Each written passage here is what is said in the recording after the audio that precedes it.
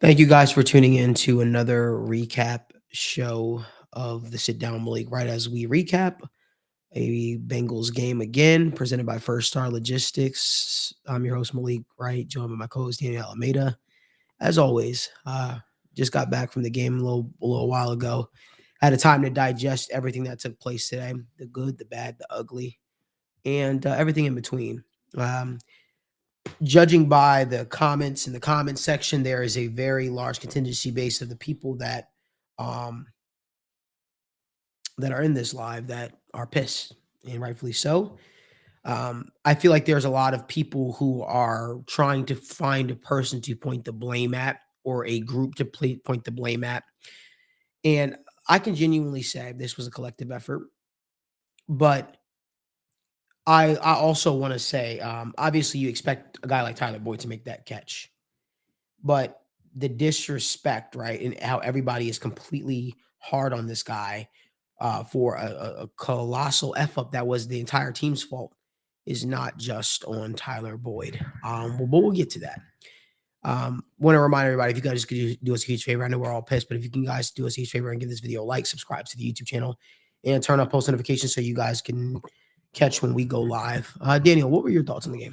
Well, I mean, damn, there's a ton of thoughts. Let me just start off by saying my biggest takeaway from this is there are a lot of great coaches in the NFL. A lot of great coaches, right? You can talk about guys like Kyle Shanahan, guys like Mike Vrabel, right? All these other coaches. You can look at who is the ones that are elevating talent, and you can look at who are the coaches that have outcoached the Bengals. And I can squarely say right now, Demeco Ryans and Bobby Slowik outcoached the Cincinnati Bengals coaching staff. And this isn't a shot at the Bengals coaching staff. This is just us keeping it real, right? That's what we're going to do. We are going to keep it real with you guys. If you guys tune into State of the Jungle on Wednesday on this YouTube channel, you guys would have seen we raved about this Texans and what they were able to do. But let me just tell you, this Texans offense is not an offense that is able to put up 500 plus yards week after week. They're well coached. I think Bobby Slowik is going to be a future head coach, but for them to go out with a rookie quarterback, albeit Stroud is an elite rookie quarterback, for them to put up 356 passing yards, 150 yards on the ground, an offense that can barely get anything going on the ground this year. Can you please do me a favor though, if we're going to talk about it, let's also talk, let's say the number in totality. Okay. Right? Because I feel like when you break it up from a pass to a rush ratio, it's hard for people to understand and compute what they did today offensively. Can you say that number? It was 544 total yards of offense. The Texans did with a rookie quarterback, a rookie offensive play caller, a rookie head coach, in a team, against a team that is in year 5 of their scheme. Yeah, and that's where, for the analysis, I love, it's important for us to tell the story as it was told before. The story was before heading into this game. This Texans offense has done it to teams like the Buccaneers, right? They went on a game-winning drive against the Buccaneers. Well, that's not the Bengals. That's not the Bengals, right? They were playing off coverage. That's not the Bengals. That won't happen with the Bengals. Well, it did, right? Let's say, screw the entire game. Let's talk about the final drive. You gave up 60 yards of offense on the final drive. That shows me that this defense is struggling. 544. I can't get over that number. 544 yards of total offense. This was just a collapse on the defense, right? We can point to the offense and we'll get to it, but it's important for us to talk about how was Stroud and this offense able to get going. The Bengals couldn't get pressure. That's number one. They couldn't get any pressure. CJ Stroud got sacked once. They were rushing 3 guys. They were rushing 4 guys. The Bengals just couldn't get pressure.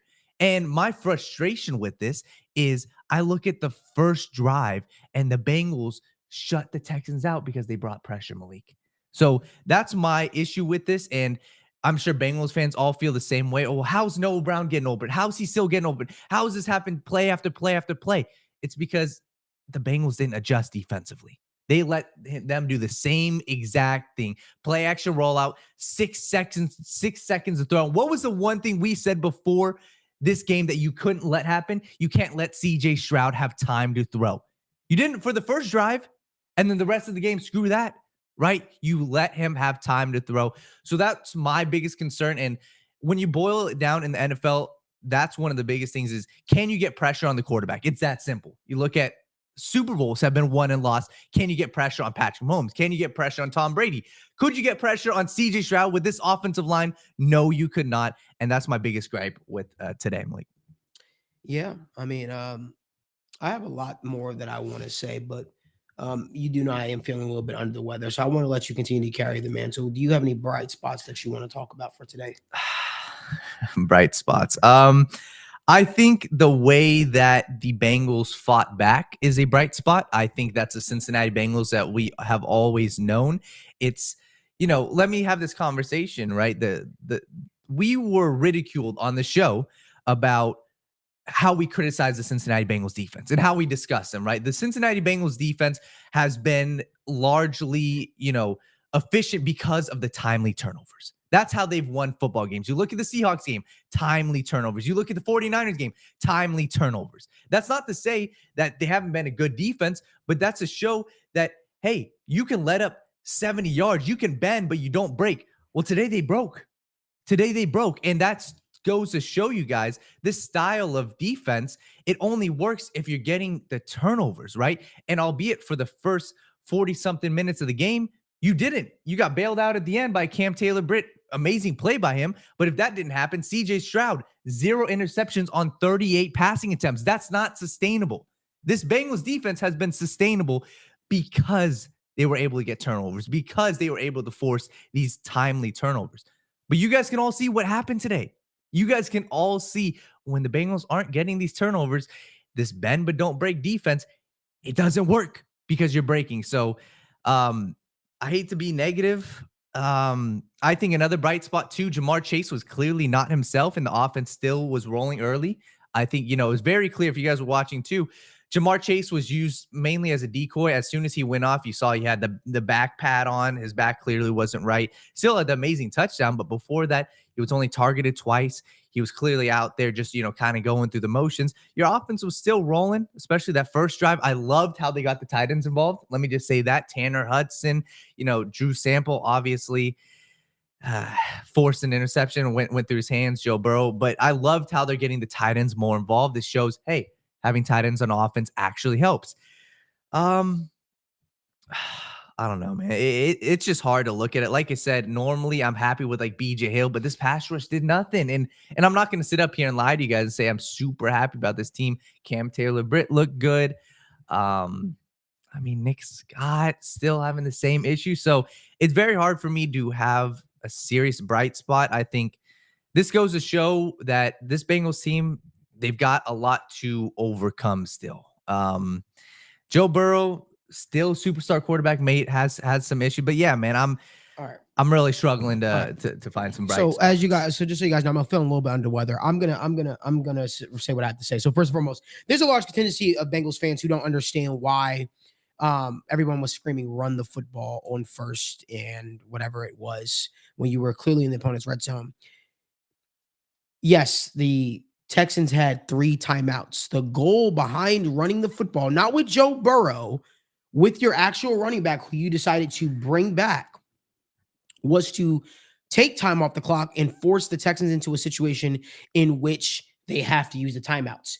You want to believe, you want to understand why we're holding this coaching staff's feet to the flame, because we know that they're capable of doing it. We saw them do this exact thing against the Kansas City Chiefs the year that they went to the Super Bowl, where they literally ran the ball down in the red zone, let the Chiefs burn timeouts, and won the football game by conserving the ball in the end zone. So yes, it is something that they teach you in basics. You run the football. You don't throw a pass to Trent Irwin. At that point, there was no need to speed up. You were in control of the game. Obviously, you wanted to punch it in, but you're more inclined to hand the ball off to your running back, force the Texans to use the timeouts in case of the event that they do get the ball back, which they were going to get the ball back. They have to march the entire field with no timeouts or 1 timeout.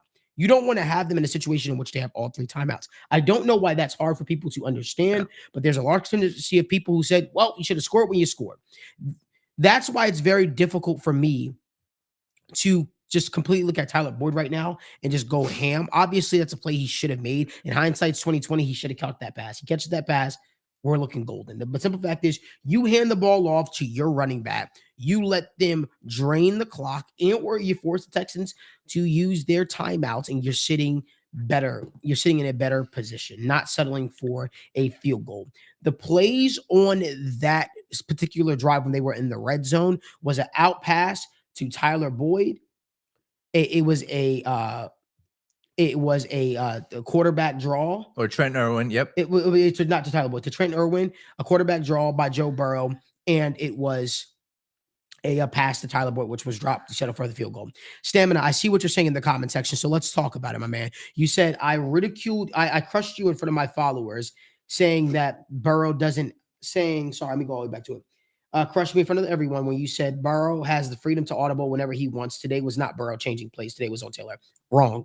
And Burrow does have the ability to change. Zach Taylor has said it several times. Joe Burrow said it several times. He does have the ability to change an audible to the plays. That is why there is so much pre-snap communication going on before the snap. I can promise you, no coach goes out there and calls a quarterback draw and then tells the quarterback, hey, if you see them jammed up in the middle, you can't call the play. You can't audible the play. We've seen Joe Burrow audible the play. And guess what? Demeco Ryans is so smart because they gave that look to the Bengals. They gave that look to the Bengals, and immediately upon snapping the ball, it absolutely closed. That's what took place. So yes, under no playbook. Well, unless you're like dealing with high school level, would it be, hey, the call is quarterback draw, but you can't audible? Like 100%. And we were at the game. There was pre-snap communication going on before that snap. Joe Burrow obviously saw the middle of the field open to what he believed was going to be open. I'm inclined to believe he changed to a quarterback draw. Yeah. And you literally called it before the snap. You said quarterback draw is open. And Demeco Ryans, being the fantastic defense coordinator he is, they absolutely just closed the hole up right away. That's what took place. So yes, 100%. We're still going to talk about it. He does have the ability to change plays. So yes, he's going to share blame, but also Jack Taylor shares blame, because guess what? The first call should have been Joe Burrow. No matter what, we are running the ball. We are running the ball here. That's what the call should have been. Should have been anything else. Should have been an out route to Trent Irwin, who's the 5th receiver on the depth chart. That's going to stop the play clock, right? Because think about it. Even if you do score there, you're giving the CJ Stroud in this Texans offense that has been firing on all cylinders all game the ball back with 3 timeouts. That's what you're giving them, right? So for me, there was a lot of stupidity going on there. For me, I said what I had to say about the offensive side of things, but there's more that I want to say. I know there's something you want to say. No, I just want to add on to what you were saying. When you look at guys, it's very important you guys understand situational football is everything. And the point that you said, Malik, was, okay, if it's, if he's going for a run, the coach says run the ball. I promise you guys, there's times when you're up on the score, and your coach draws up a run. Regardless of what the quarterback thinks, you're going to run the ball. It's situational football. Situational football wins and loses games. Why do we ridicule coaches like the Brandon Staley's of the world when we're not going to do the same exact thing for the Cincinnati Bengals? We have to keep it real, right? And the issue that we're having with this is, hey, it's first down. You have to understand who do you have. Wait, Joe Wood, what are you saying? I literally just said, I don't know if you're agreeing or disagreeing with me. You said major stupidity, MW. I'm guessing those are my initials, Malik, right? You said the game is not on Boyd. I never said it was on Boyd. I literally am the person saying it's not on Boyd. So correct yourself. But continue, Daniel. Yeah. It's very important that you guys understand, right? Like situational football wins and loses games. And when you look at who's on the other side of the ball, obviously in that situation, you want to score the football, but you also time management is so important. So at worst comes to worst, you kick the field goal and then you give them the ball back. But you've got to do everything it takes. Why do you think players slide inbounds all the time? You've got to do whatever it takes to drain the clock out so the opponent has the least amount of time, especially with the way their offense was rolling. So I'm with you, especially first down. You've got to run the ball there. It was a missed throw. Here's my issue, though. Yeah. Zach Taylor can be criticized. Joe Burrow can be criticized. Like, Let's stop making it seem like he's just some perfect. He's not. Every quarterback has their flaws. Patrick Mahomes everybody has their flaws. Yeah. The errant throw he made off script was stupid. Yep. Listen, knowing your personnel is a part of playing the quarterback position. Throwing over the middle high at that point to Drew Sample, to a guy that had struggled to catch a pass in the flat route, was not intelligent. Yeah. Was not intelligent. So as much as we say, oh, like we've seen Tom Brady do it for years. We've seen Peyton Manning do it for years. We've seen Aaron Rodgers do it for years. They come into the game. They come there. It's a critical play. They see the wrong personnel in. They'll say, no. And they'll sub another guy in. For me, that should have never. Drew Sample should have never been the guy. I know he had a great play last week. He should have never been the guy to catch that, to be in on that play. Or he shouldn't have been an option, to be honest with you.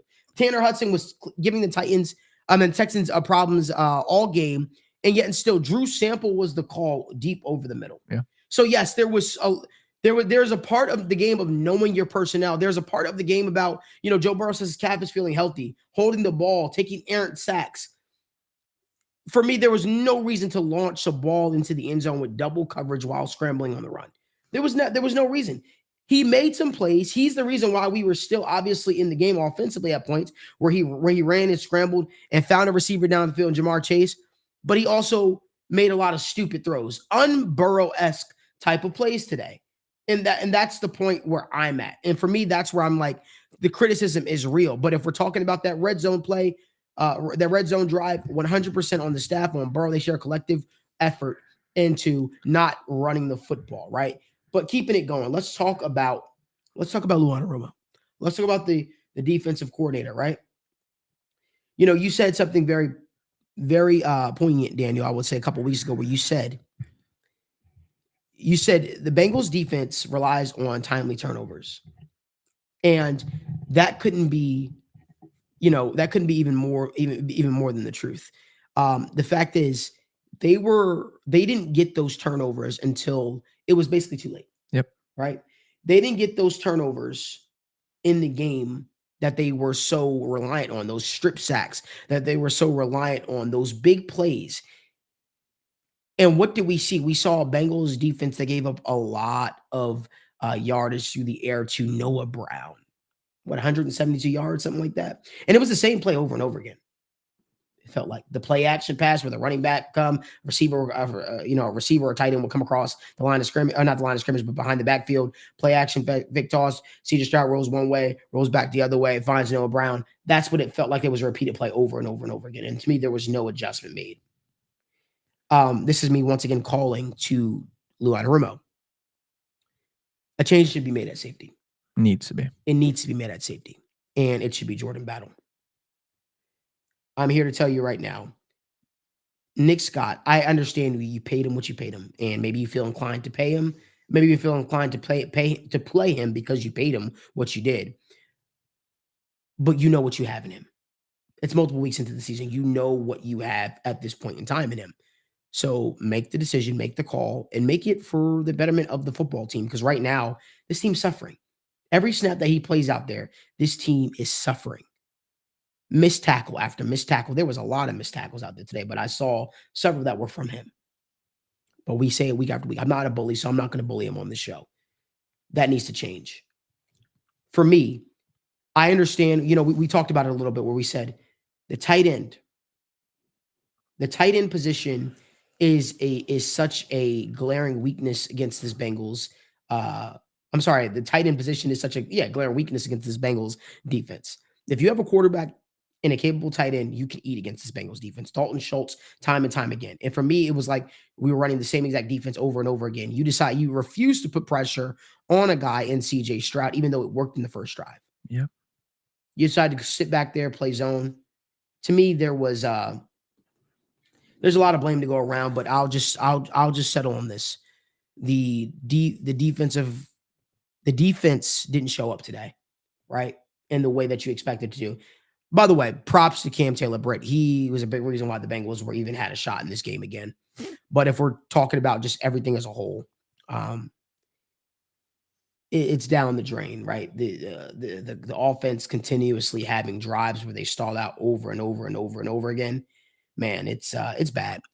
This loss is so infuriating because the improbable was about to be probable. Yep. You had every shot, every opportunity to come back in this game, and you somehow still managed to F it up. And I think that's where the frustration for a lot of Bengals fans come. A lot of frustration from myself who covers the team. I'm curious to see what my co-hosts have to say on the state of the jungle, but Yeah. that's just my thoughts. Yeah. One bright spot I will say is in the first star suite today. That was unlike anything I've ever seen before. Like respectfully, it was the vibe heading into the 2 minute. It was done, right? It was done. You see people leaving the stadium, right? People leaving the stadium. It was done, and then drop of a dime, interception. So I will just say those final 2 minutes, albeit the Bengals did lose in the end, it was exciting. That was probably one of the most exciting times I've ever had as a football fan, because it was like, holy shit, this is you look at the sports book, the Bengals are plus 1,700 to win the game. A minute later, you look, it's even money. And just for me, that was like, it was going from game's over, this is going to be terrible, to holy shit, this is going to be the greatest comeback of all time. So that's a bright spot. One last thing I want to touch on, and once again, this keeps getting lost in the story, guys. Everybody loves to look at the Tyler Boyd drop, but they forget to tell the whole story. Let's talk about the first half. The Cincinnati Bengals first drive scored a touchdown. Let's talk about the next drives. 3 and out, or punt, 3 and out, 3 and out, 3 and out, 3 and out. Those were the next 4 drives for the Cincinnati Bengals. You scored a touchdown on the first drive, and then after that, you had a total of 4 3 and outs in the next 5 possessions. That's the story. That's the story for you guys, right? And to me, I don't want to hear about the Tyler Boyd drop. I want to hear about this. Why do you only put up 7 points in the first, 35 minutes of a football game? Then you stall out. And you then stall out. And like, here's the most infuriating part. What was working so well when they came out of the bye week was the running from under center, and they decided to go away from it. It was something that was working so well, and it feels like there's a narrative going on in Bengal Dome and Bengal community and Houday Nation where it's, oh, we don't have a strong running game. How do we know if you have a strong running game if you keep going away from it? It was something that was working in the beginning of the game, and then it just stopped going. And you saw Joe Mixon coming off the sideline. I know people who aren't at the game necessarily aren't privy to it, but where the first star logistics suite is directly behind the Bengals bench. You could see the frustration from Joe Mixon when he's being subbed out or not being given those carries later in the game. It was the same frustration he had in the Bills game as well.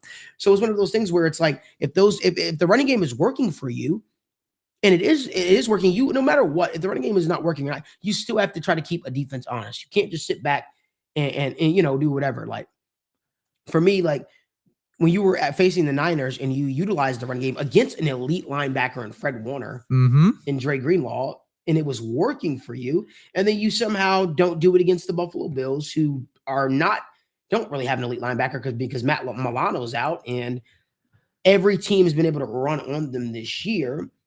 And then today you carry that over, and today, hey, we're going to continue to run from shotgun. Then you know what we're going to do? We're going to go away from it and just try to do, I don't know. To me, you don't make this. Again, this offense has no identity. I keep going back to that. Bro, and even like my frustration, you brought up a point. Look at the end of the game. Screw the rest of the game.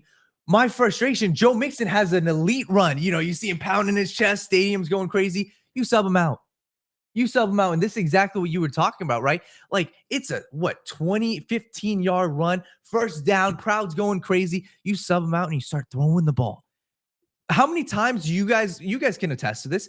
Look at other teams, the Christian McCaffreys of the world, the Derrick Henrys of the world, the Saquon Barkleys of the world. If they have a run, you go right back to it. And it's, hey, it's coming, stop it. Joe Mixon, downhill running, it's coming, stop it. It just worked. Prove that you can stop it. And that's my frustration. Bro, it was working respectfully. I promise you, Joe Mixon was not that tired after that one run. And I'm going to point to that because that was a specific moment where he had an elite run. And right after that, Malik, it's like you go away from it. You put him on the sideline. 1, 2, 3, done. Kick the field goal. And Mixon didn't even see the rest of that. Like, yeah, there's a lot to be frustrated about. And I think it's going to be one of those things where it's going to be a nasty taste in our mouth until Thursday, where we're all going to be Bengals fans like we all are right now. We'll be happy, we'll be excited, and we'll be looking forward to Ravens game. But make no mistake about it, this is a huge-ass game.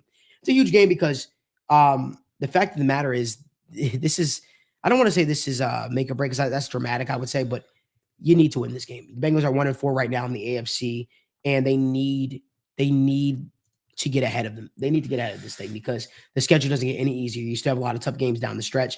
Browns did us a favor today by beating the Ravens, I guess. But the Bengals, you need the thing about this game is you have two teams, pissed off teams that are coming into this game after a loss. Very curious to hear what Trey Hendrickson's injury status is. I'll probably check up on that and see what I'm hearing.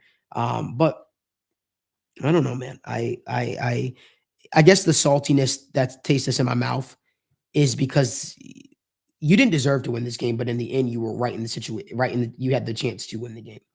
And when you had those opportunities, you had to take advantage of them. Like to me, it was very like a Patriot-esque type of vibe to it, right? You said that Where in the suite. I said that in the suite, and I said, "Man, I haven't seen a team make a quick turnaround like this since like the New England Patriots." And I said, I thought the smart thing they were going to do was run the football out, force the Texans to use the timeouts, punch it into the end zone, or at worst, kick a field goal. No timeouts, got to drive the whole field.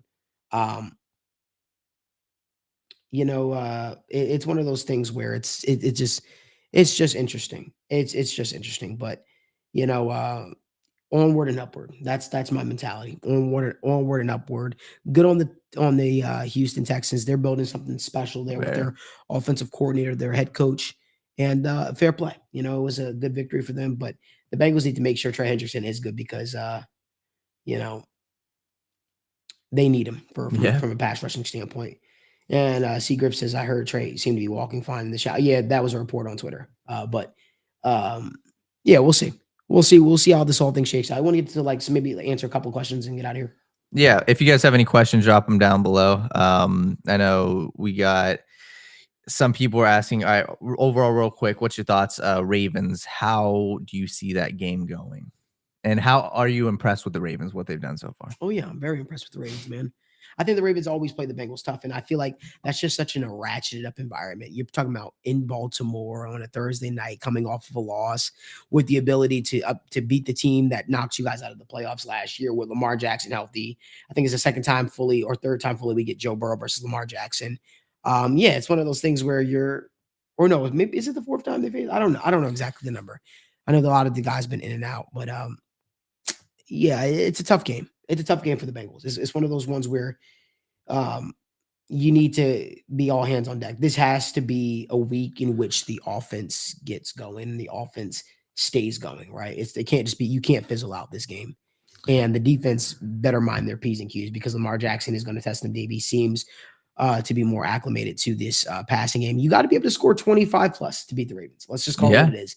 You got to be able to score 25 plus because it ain't going to work, It ain't gonna work just scoring 17 or 20. It ain't gonna work. And you got to be able to show up offensively because that's a tough defense. That's a tough football team, and the Bengals got their work cut out for them. But I'll be honest with you, man. I'm not going to be all doom and gloom. I think the Bengals can beat them. I think it's a winnable game. It's a tough game though. Make no mistake about it. This is a playoff game, and that's how the Bengals should approach it. Yeah, Tom Brooks has a question about Nick Scott. He says, "Is it his fundamentals are bad? Is it coaching or player?" I just think he's a bad player. I think he has been. I just, Sticking with the secondary, two guys I want to touch on. Akila the Great said, "Where do you think DJ Turner ranks in the secondary?" And then I'll give you the next part. Where he ranks in the secondary? He's made a lot of cool, good plays this year. I would say third behind Britt. No, probably fourth.